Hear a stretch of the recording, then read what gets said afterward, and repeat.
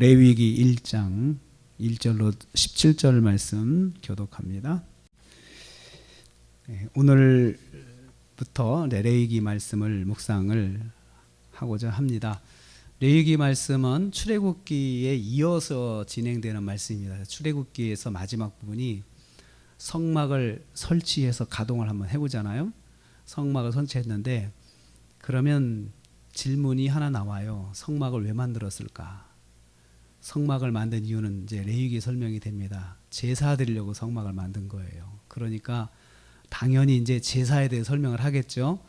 처음에는 성막을 어떻게 만들 것이냐 해서 성막에 대한 설명을 하시고 그 다음에 실제로 헌금을 받아가지고 성막을 만들고 그리고 성막을 다 만들어서 설치해 보고 한번 가동을 해본 다음에 그 다음에 이제 이제 이 성막을 이렇게 사용하는 거야 하면서 성막에서는 제사를 드려야 되는데 첫 번째로 번제를 드려라.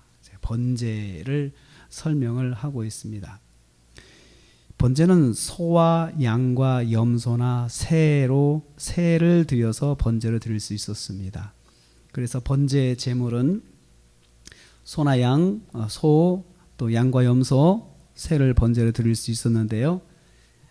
경제 사정에 따라서 제일 가난하고 어려운 사람은 새를 드리는 거죠. 새를 드리는데 집비둘기나 산비둘기를 드리는데 새끼를 드리는 거죠. 그러니까 누구든 하나님께 제사를 드리기를 원하면은 반드시 제물을 가지고 나와야 되는데 형편이 어려우면 새라도 가지고 나와서 하나님께 드리게 한 것이죠. 그 취지는 빈손으로 나오지 말라라는 것입니다. 그래서 소나 양이나 염소나 이런 걸 드릴 때 기준이 있어요. 흠없는 걸 드리는 거예요. 흠없는 걸 드려야 하나님께서 기쁘게 받으신다라고 했습니다. 흠없는 수컷이죠. 수컷. 왜 수컷이냐? 암컷이 아니고 왜 수컷이냐? 나중에 또 설명을 드리겠습니다.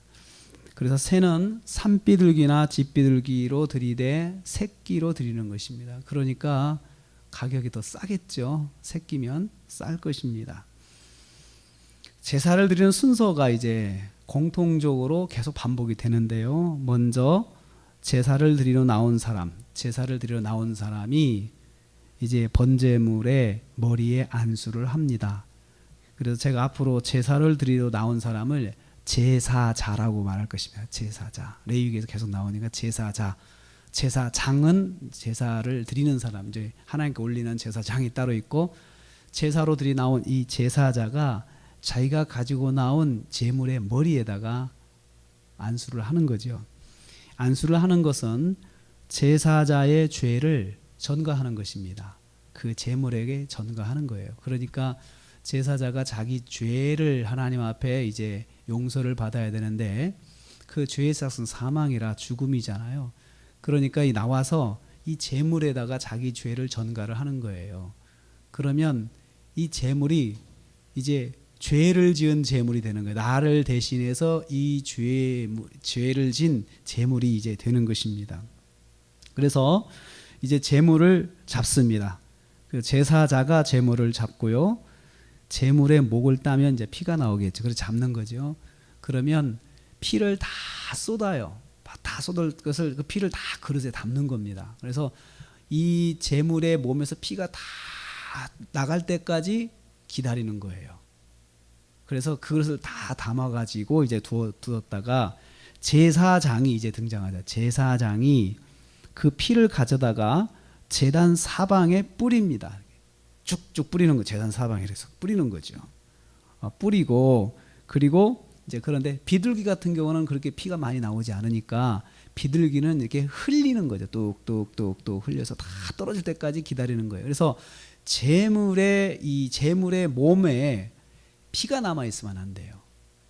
다 쏟아야 되는 거예요. 다 쏟아서 그래서 그 제물의 몸에 피가 남아 있으면 부정한 것입니다. 그래서 다 기다려서 피를 쏟는 거죠. 그래놓고 가죽을 벗겨서 고기에 각을 뜹니다. 각을 뜨고 각 뜬 고기와 그다음에 머리, 그다음에 고기의 기름을 제단에 올려놔요.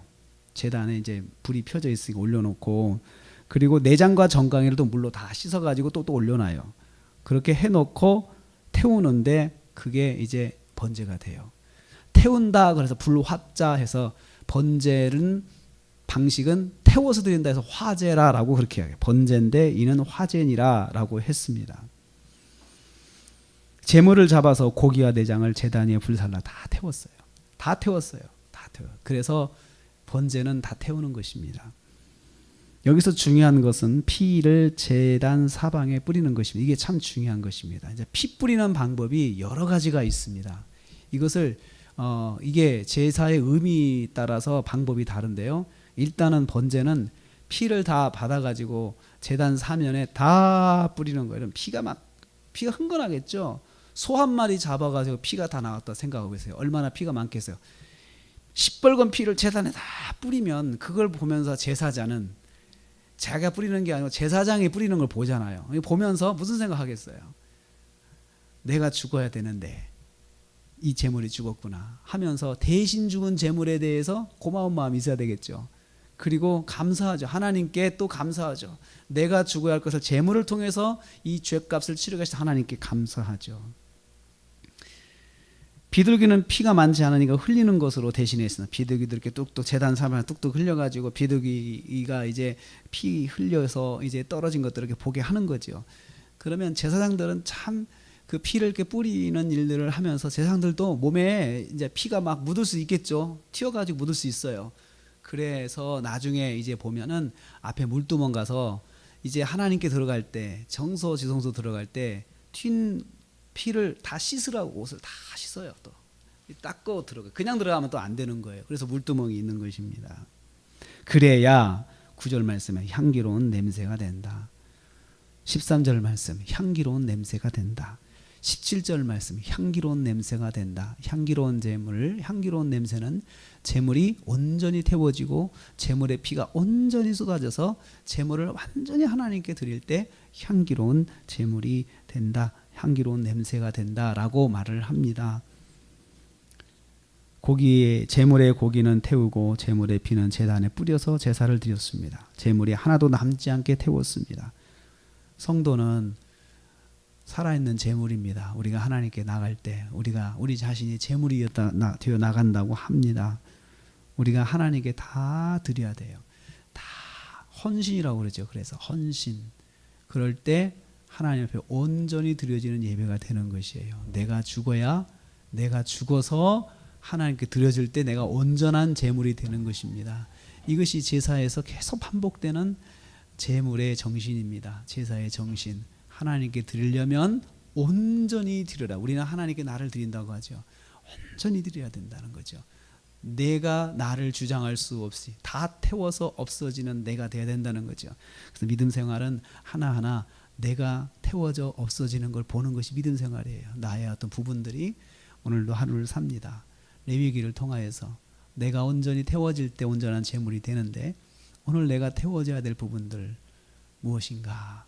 이것이 태워져야 또 좋은 제물이 되는데 그래서 오늘 하루를 지내면서 온전한 제물로서 또 우리가 연약한 것들이 다 태워지고 하나님께 드려져서 승리하시는 하루가 되시기를 주님의 이름으로 축복합니다.